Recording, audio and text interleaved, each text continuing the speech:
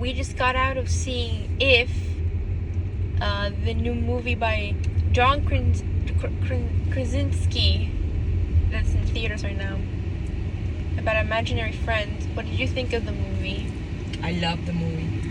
You love the movie? Yes. I loved the movie. I loved what it meant, what it was about. It was colorful, happy, sad. It had a little bit of everything. What about you? I liked the movie. I enjoyed it more than I thought I was going to. That's true, because I was the one that wanted to see the movie. Yes. True. But I think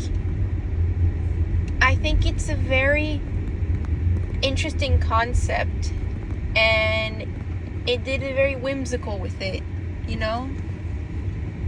Right. I'm surprised this was directed by John Krasinski, because his only other film thing was like A Quiet Place, so he kind of went from horror to like He went to whimsical, the opposite. Whimsical. and making a kid's film, and it's like, Oh, A Quiet Place was by him? yeah, he directed that. That was his first movie he directed. Wow. So I guess he can do any genre now. He's proven. Definitely. Because let me tell you, this movie it is very like the idea of the movie. I liked it. I find it fascinating because this is an original movie. It's not based on like a book or anything, which so few movies are completely original. So the fact that it's this concept, I like it. I appreciate it's original, and I appreciate the vibe of it, because for me it gave off the vibe of like 90s kind of kids films where you have like a child protagonist, but it's like written in a way that a kid could like it, but also a parent, like an older audience watching with a kid, could enjoy too. Because it didn't feel completely talked down to. What I like is like that's the kind of a. It's like a kids film that actually feels like a family movie. Exactly, that's what I felt, like a family movie. Yeah, but I wouldn't mind a kid watching it. No, because it's very. No, what I'm trying to say is it's clearly gonna be aimed toward to kids. Correct. But it's written in a way that adults could appreciate. 100%. 100%. And that's what I feel is missing in a lot of kids' films nowadays. Where you can have like a interesting plot, but sometimes the jokes or like way things are written just feel dumbed down and simplistic sometimes, like too simplistic, you know? Right. I understand where you're going. Yeah, you know what I'm trying to say? Yes, with most modern kids films or films aimed towards children. Right. What I like on this movie, I mean, I don't know too much about the director. I just know like the girl, because I had seen her previously in The Walking Dead. Yeah, ish. And I know the main two guys, you know. You know who John Krasinski and Ryan Reynolds are. Right. Yeah. So, but what I liked about the movie, I really wanted to see it, but like it gives you that vibe of like, okay, this is a nice family movie, but a kid can understand it and love it and relate to it. Yeah. And an adult an adult can relate to it more. Right. And it's more like a kid could probably relate to it once they're older. Understood. Yes. Yes. It's true. Yeah. And I like the colors, the era, like everything fell in place for me. The aesthetic of it was very nice. Right. And it has the sad part, but yeah, I was surprised how emotional this movie got. I know, right? And how much I cared at times, Right. Because maybe you started relating a little bit. Yeah. In some ways, Well, I mean, I think everyone can relate to that feeling of like growing up and just feeling like pressured and stressed sometimes. Like to I have be to be an adult. Yeah. And then you start forgetting your within child, Yeah, your inner child sometimes. Right. And that's something I picked up from that movie. like we do, we get so caught up in being adults and what am I gonna do and your life, and you know, I have to be, you sometimes you like push your child, oh, you gotta go to school, what are you gonna do with your life? But I mean, you know, that's why Yeah. they grow up sometimes, but they start forgetting their inner child, and you should never forget that, because that makes you, you know, Yeah. a happy person. It's a happy place, you know. Yes. What do you think of the acting? I think at least for the people who live action, you know, like the girl, great child performance. There's this one scene near the end where she has to cry, and she does a really good job. You can see tears coming down her face, and she does a really good job there. And you cry with her. We cry with her. And I've always said that, and I think I've said it in previous reviews that we've done, that when an actor or an actress... a good actor and actress or whoever is a person who, when they cry, you cry with them. Right. I believe like that. you feel their emotion, what they're telling you. Like what they're feeling in that moment in the scene, you know? Right.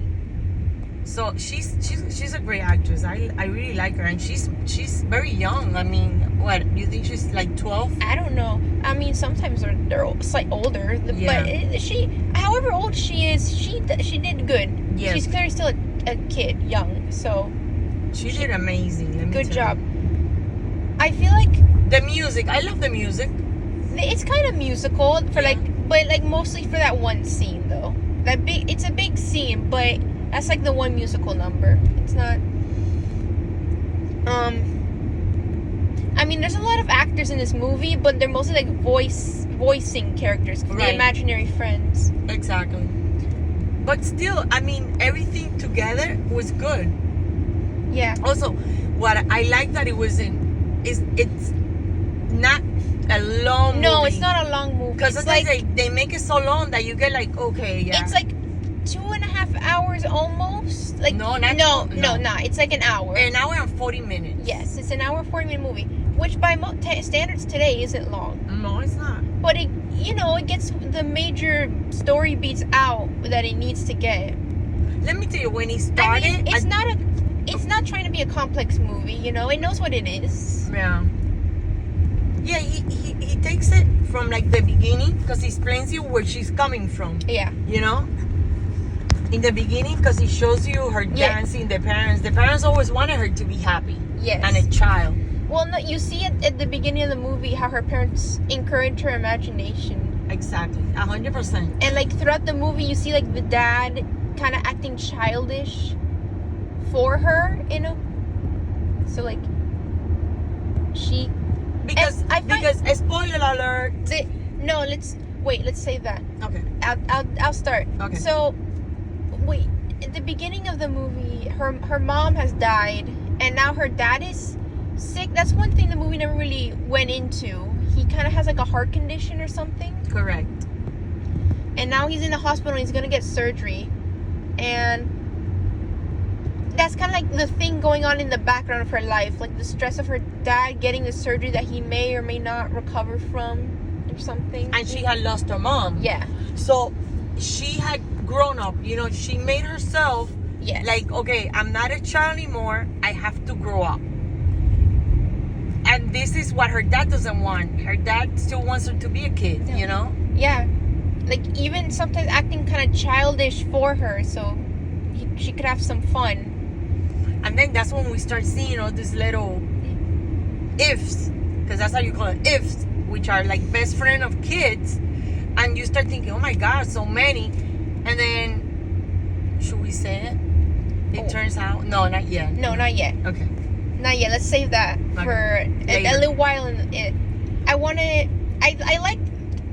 liked the family dynamic. I wish they had kind of done more with the dad, because we only go back to see he's in the hospital like only a couple of times.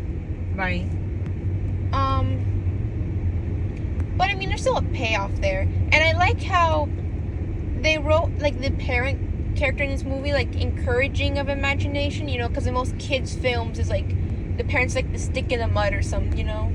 That's true. I do like that, because most of the like the parent like they're showing that parents can be fun too sometimes, and he's like trying to do it for her well-being. So I like good. that. Yeah, I like that too, because in most films the parents are like tough, you know. The parents are like tough, or like trying to, get your head out of the clouds, or grow up. But this dad is like written in a way where it's like he's encouraging of that. Like he knows that's her passion, because like she used to paint when she was younger. You see that in flashbacks. Yes, you do. So he's like encouraging her to get into that again, and that's like a small detail I like. Right. Because remember, she loses her mom, and that's and she thinks that's like, okay, stop, you know. She has to, and that's what. And now her dad's in the hospital too, so that's where she's coming from. She's coming from the fear of like she's gonna lose both her parents. Like she never really got to the point where she could express her sadness, so she just took everything in. No, I think it's like taking in the idea that she's gonna lose both her parents. Right.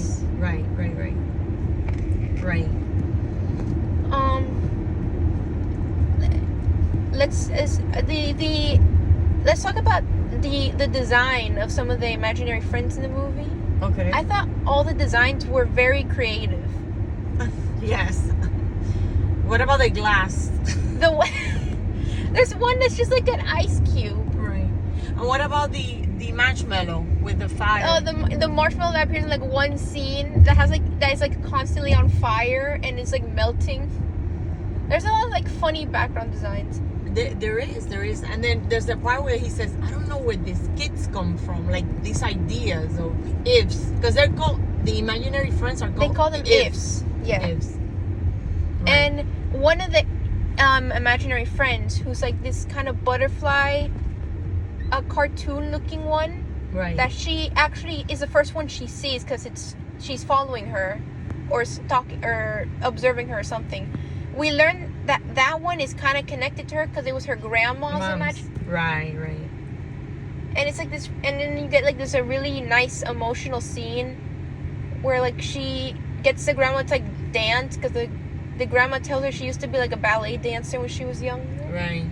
And as she gets the grandma to dance, she starts remembering the imaginary friend. Is like really nice, and that's how, like, it also drives the plot. Everything that doesn't seem necessary drives the plot still in some way. Right, and then he starts connecting the dots, so because it's more of a character focused movie, really, than a plot. Right. Exactly. Which is nice. Very much. I loved it. And so they use like little triggers that maybe the people who created the imaginary friends from childhood would cause them to remember them and their childhood.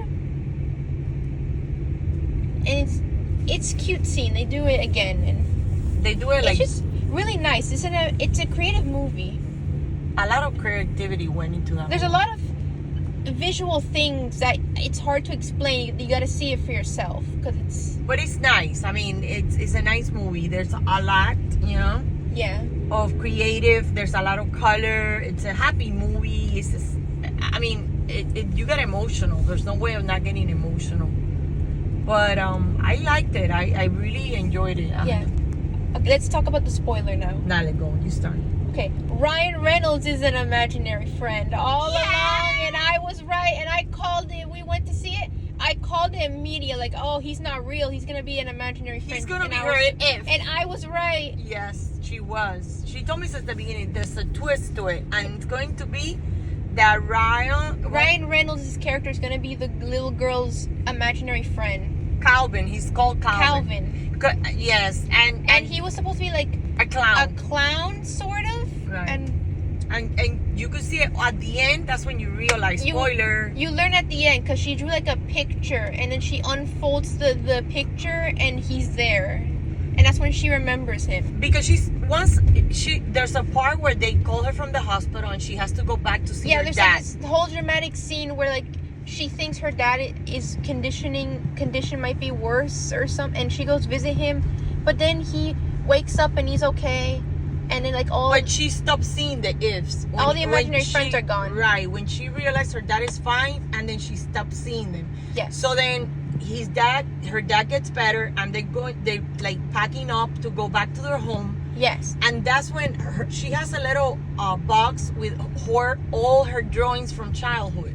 Yeah. And then when they fall, there's a drawing that she had done in a Ferris wheel with her mom, her dad, and when she unfolds her, she sees Calvin, right? Yes, Calvin. Which was a clown. That was her imaginary friend. And it's like kind of foreshadowed because you see in like an old home video, she went to the state, like a fair with her parents. Right. And like in the picture she drew, it's like at a fair because there's a fair. So it's like kind of foreshadowed. Everything's like hidden at it. And then that's when she remembers. Yeah, and she sees them again. Right, she sees him again that she has forgotten. And she actually sees him again. Yeah. You know? And that's where you see those scenes that... It's definitely one of the better explanations for why this little girl's hanging out with this grown man. Yes. Who's not her father, so I don't... Right. related to her, so... But it's cool, you know? It's nice. Yeah. If there's one nitpick I have, I feel like... I mean, they foreshadow it, but I wish like maybe we had more build up to it. Like kind of them getting along more. Like him being more playful and like getting along with her. Because like the only real thing we get is like them kind of dancing up the steps a little bit. Right. Most of the movie kind of just acts annoyed. So we don't really get a lot of that playful interaction between them that would imply he was her imaginary friend. But I think if we would have gone that, then it would have been a very long movie. So I think they kind of had to, like, you know. Yeah. I mean, but it's a nice family movie. I mean, it's just one thing. And it didn't ruin the movie. It's just... You know, I think I do recommend it for a family movie. You know? Yeah. I'd recommend it as a family movie, too. It's nice. Yeah. Should we rate it? Yes. Go Let's ahead. You're right. I give it an 8 out of 10. Me too. I would give it an 8. I'm not gonna give it a 10 even though I enjoy it. But it's an 8 and it's a family movie. It's very whimsical and you could see it. You would enjoy it. You know? Yeah. Yeah. Okay, so we're both 8 out of 10 for this movie. Oh, and don't stop dreaming.